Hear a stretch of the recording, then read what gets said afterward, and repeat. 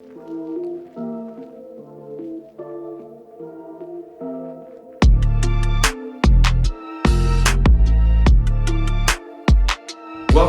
to Clem's first Topstring tutorial, and today we're tackling the Liberty Topstring in this brand new ECD Diamond DNA. I got another one, so I figured I better use it in this video.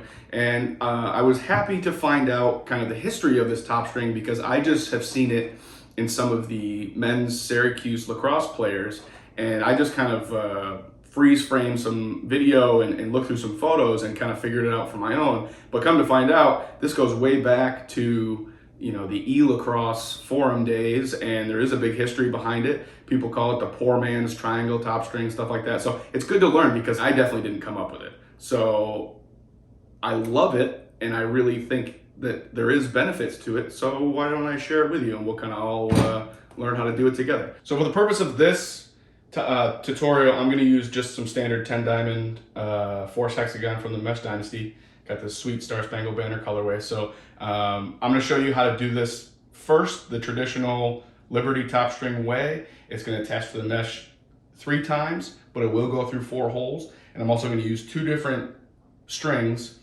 coming from either side because that'll be better for demonstrating this. And I think you'll be able to learn it a little bit easier. But you can use one string, you know, and weave this way, turn around, secure the mesh, and weave back this way. So it can be done, but for this purpose, I'm just going to show you how to do it with 2 strings. Visually, it'll probably look cool too with the USA mesh. So I'm going to grab my red string here, and I'm just going to cinch the 9 diamond row here. I'm just going to cinch it to the sidewall here. So I'm going to use the second hole just to give a little extra tension. Okay, so I'm just gonna go around one time and secure this in and then pull the string through the back. Now I'm gonna go back to the front through this first top string hole. Okay, so I'm gonna pull that tight, and I'm always gonna be pulling the mesh like this just so I can make sure that it's not crooked and that I was in the right hexagon in this row. So we're through here, and now we're going to come down and we're going to go back through the mesh. Okay, and I like to use I'm going to use the 3rd hexagon in here, and I like to go through the right side of the mesh. So I'm going to do that. I'm going to go through the right side. Okay, and I'm just going to pull that up tight. Don't worry, this is going to be somewhat loose throughout the process, but that's fine because you know, you're going to pound your pocket and that will even it out. And then also, you know, at the end, you can take your pliers and you can figure out where the loose spots are, pull them tight, and make sure it's all consistent all the way across. That's what's fun about this. You really can control the tension of the mesh towards the top of the scoop. So, you know, if you do this right, it can really benefit you, but it also looks really cool. So we're through the mesh and we're through the back again. So of course, now I got to go back through the front of the head, which I'm doing here. So you'll see that, and I'll just kind of leave this loose here for right now, just to kind of, for demonstration purposes. And then I'm gonna go 2 more hexagons to the right, to the middlemost hexagon of the 9D row, and I'll go through the right side of that mesh and through the back again. And as you see, we're starting to get our crisscross pattern. And then I'm gonna go back through the hole here.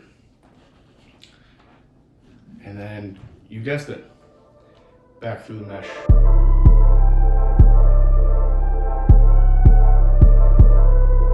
I'm not going to secure the mesh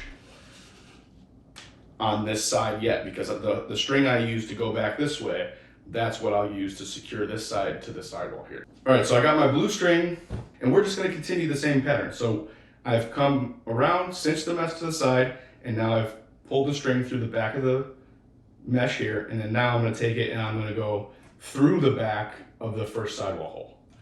Okay. So that comes down like that. Okay, and then now we got to come back through the mesh this way, and this time it's going to be to the left of each of these hexagons, right? So the first time we did the right, now we're doing the left, and as you can see here, we're starting to see this crisscross pattern.